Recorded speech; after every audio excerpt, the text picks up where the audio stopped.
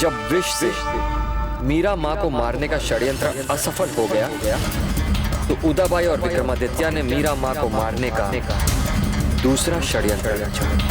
कहना ये सारी 9 कीलें अच्छी धारदार तीखी तो है ना?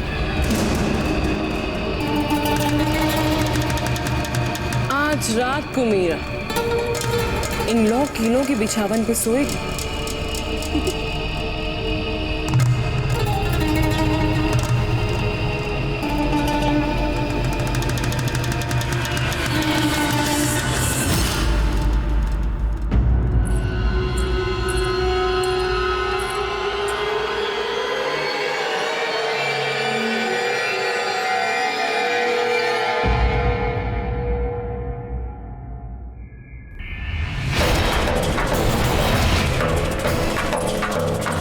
हट जाओ इस बिछावन से।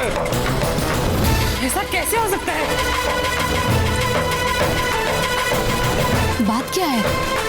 तीखी तीखी 9 कीलें बिछाई थी इस बिछावन पे, और क्या बात हो सकती है? आपको चुभ ही नहीं कीलें, और आप इतनी शांति से इस बिछावन पे कैसे लेट सकती हैं?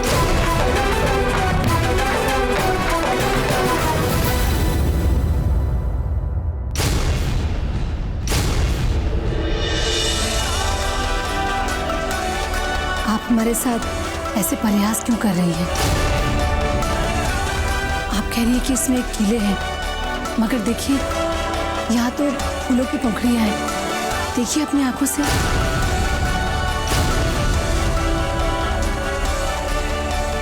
ये कैसे हो सकता है? मीराबाई को मारने के 2 षड्यंत्रों के यूं असफल होने के बाद विक्रमादित्य और उदाबाई ने हिम्मत नहीं हारी और उन्होंने मीराबाई को मारने का फिर एक अंतिम प्रयास किया।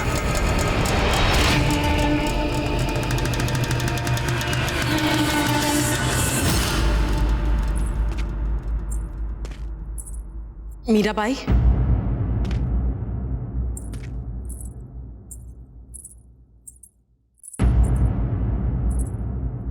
मीराबाई, आप जैसी परम ज्ञानी कृष्ण भक्त के विरुद्ध आज तक हमने जो जो किया उसके लिए हमें बहुत खेद।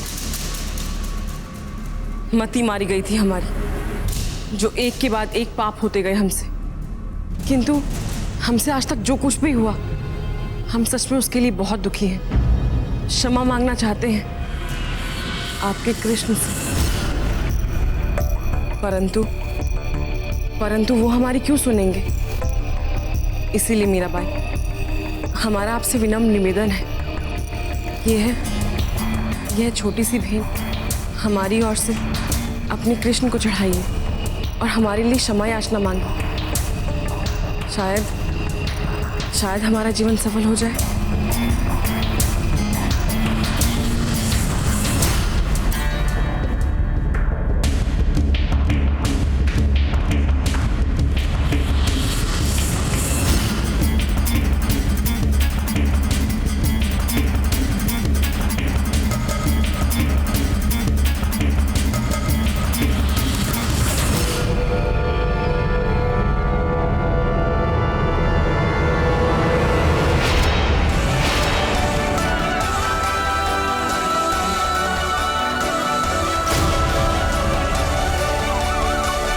रोहित जी, वाह, सुनकर ही आनंद आ गया।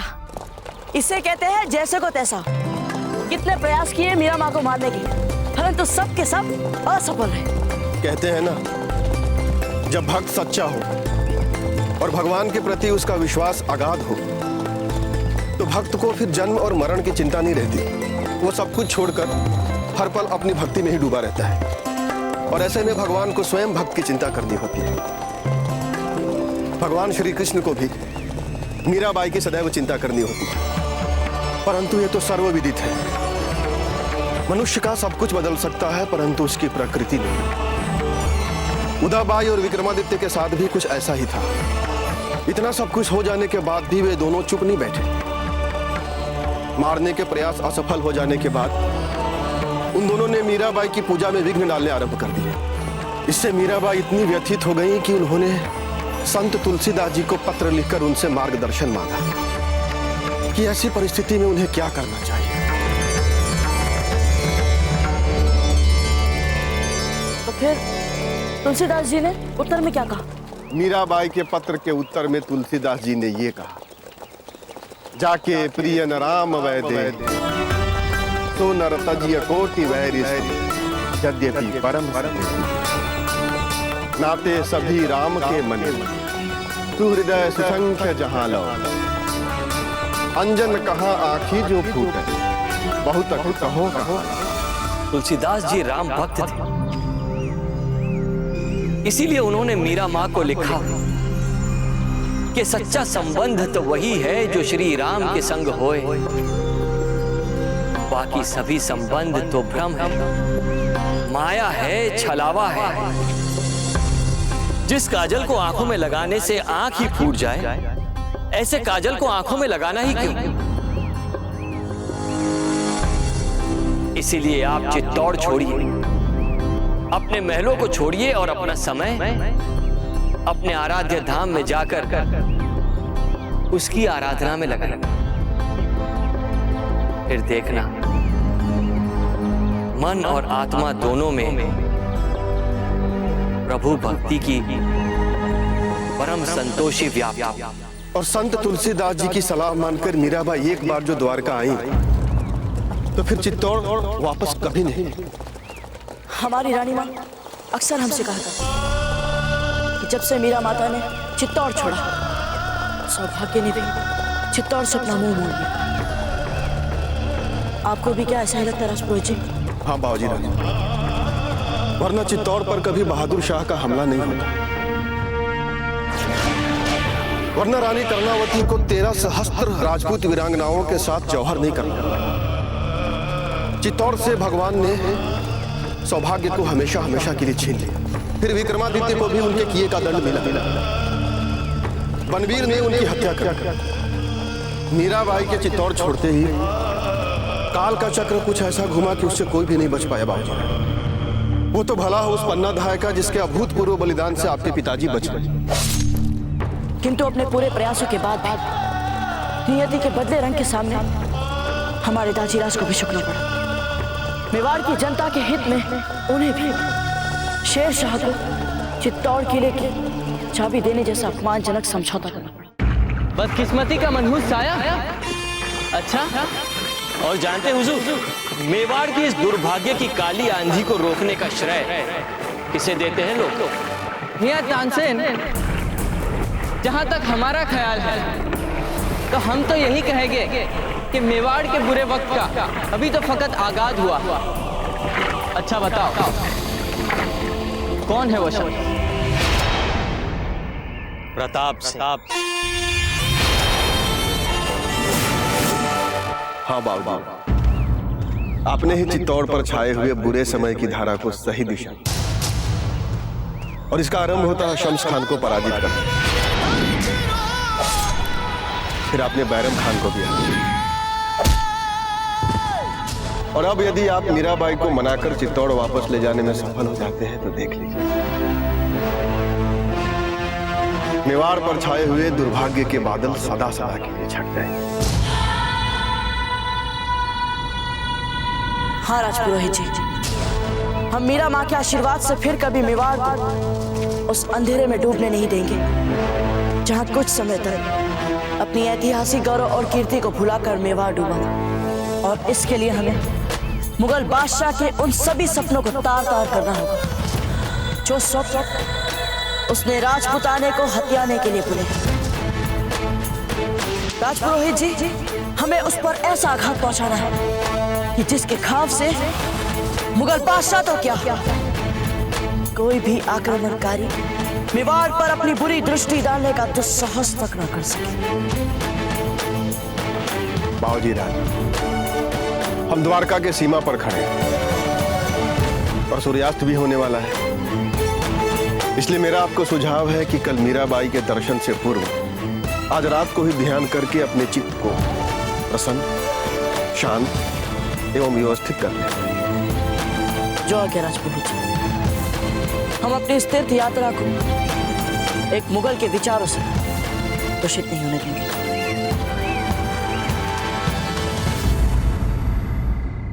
कल सुबह सबसे पहले हम आपकी उस मीराबाई से मिलेंगे और आपके उस दावे को कि उनकी शख्सियत में वो रूहानी ताकत है जो हमें भी उनके कदमों में अपना सर खुद ब खुद झुकाने के लिए मजबूर करते हैं,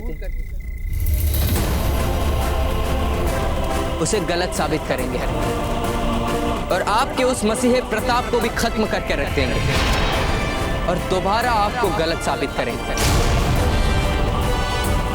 अब कोई भी ताकत राजपूताने को मुगल सल्तनत की जद में आने से नहीं रोक पाएगी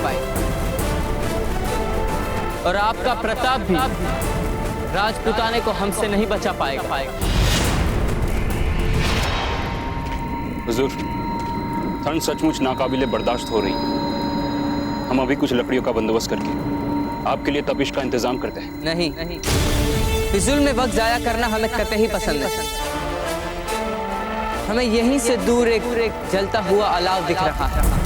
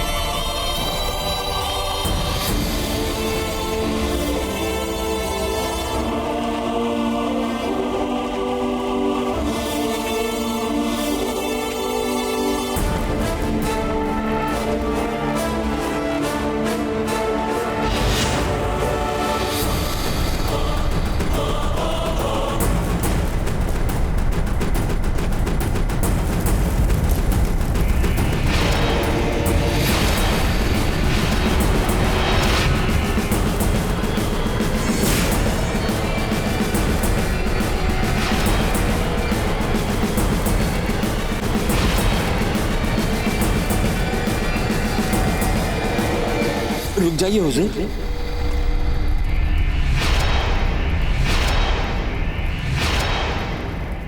हुजूर, ये क्या कर रहे हैं आप? आपकी इतनी जुर्रत कि आप सल्तनत मुगलिया को रोकने की गुस्ताखी करें? हुजूर, जिस तरह नमाज पढ़ते हुए किसी बंदे को नहीं छेड़ना चाहिए, ठीक उसी प्रकार ध्यान में बैठे किसी व्यक्ति का ध्यान भंग नहीं करना चाहिए।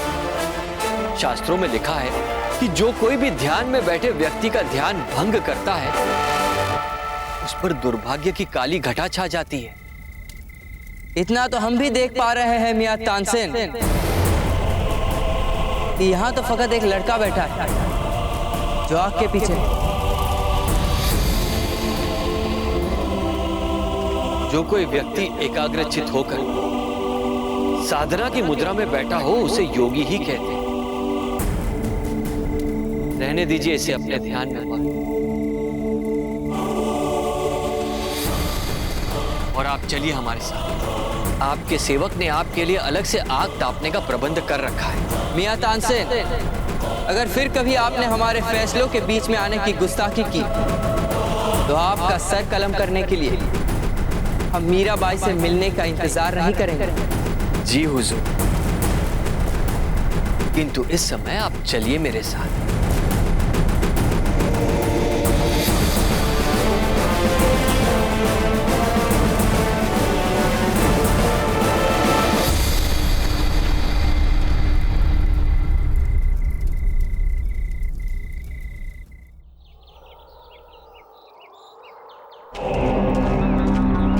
सुनिए, आपको पता है हुजूर कहाँ है? डेरे पे नहीं है वे, और इतनी सुबह उठकर तो वे कहीं नहीं जाते।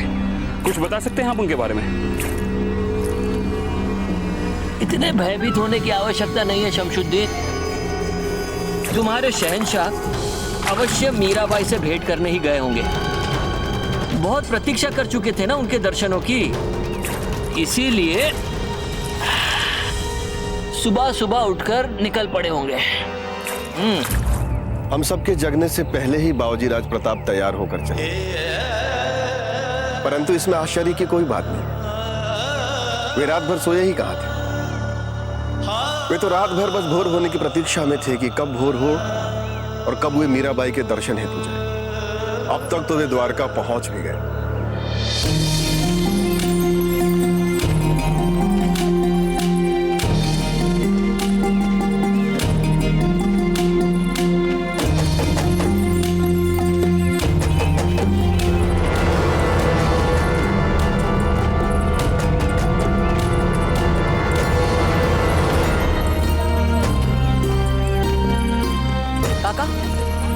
मंदिर कहाँ होगा? और सीधा जाना, फिर बाएं मुड़ना, थोड़ा आगे जाके फिर दाएं मुड़ना। ये मीराबाई का मंदिर कहाँ है? सीधे जाओ, फिर दाएं, उसके बाद बायां तीसरा मोड़, मुड़ते ही सामने मीरा माँ का मंदिर है। किसी से पूछ लेना। सुनिए काका, क्या आप हमें बता सकते हैं मीरा माँ किस मंदिर में भजन गाती है? हम कब से खोज रहे हैं, मिल ही नहीं रहा हमें वो मंदिर। मीरा माँ का मंदिर जाना है बेटा, यहाँ से सीधा जाओ और दाहिने मुड़ो, सामने ही मीरा माँ का मंदिर है।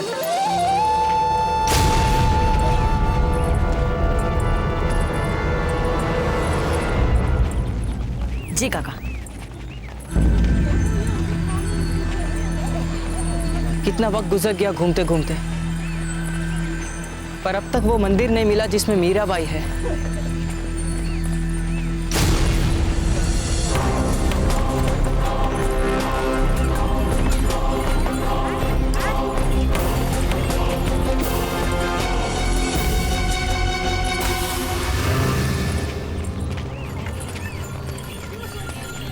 आपकी इतनी जुर्रत कि आप हमें बेवकूफ बनाए।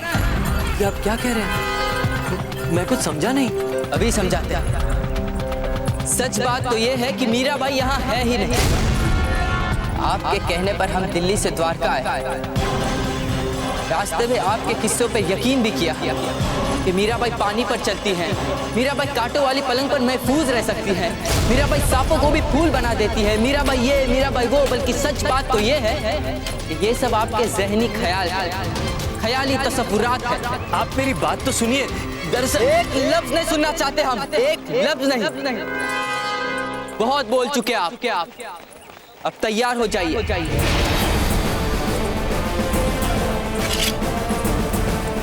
नतीजा भुगतने के लिए। बहुत बोल चुके आप। अब तैयार हो जाइए।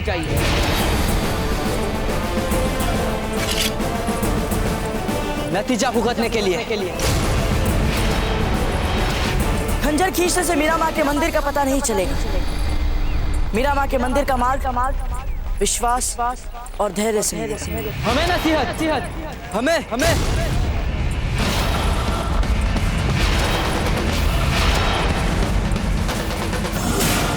जब घोड़े को नियंत्रण में रखने नहीं आता तो फिर क्यों करते हो घुड़सवारी? आप इन्हें समझाने की चेष्टा क्यों कर रहे हैं?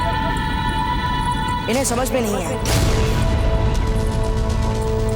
इन्हें तो लगता है कि सब कुछ बस बल और क्रोध से ही प्राप्त किया जा सकता है।